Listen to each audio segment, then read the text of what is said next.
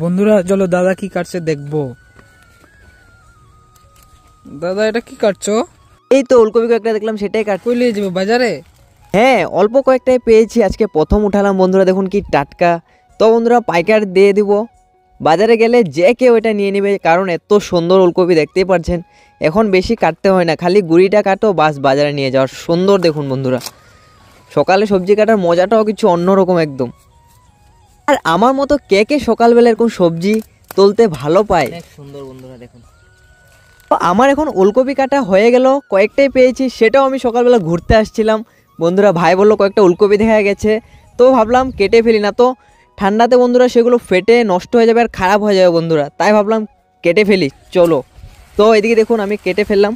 আর প্রথমে বন্ধুরা দাম থাকতে সবজি বাজারে নিতে পারলে যেরকমভাবেও বিক্রি হয়ে যায়, কিন্তু পরে সেটা যত মেরামতি করে নিলেও সেটা বিক্রি হতে চায় না, এটাই নিয়ম। ভালো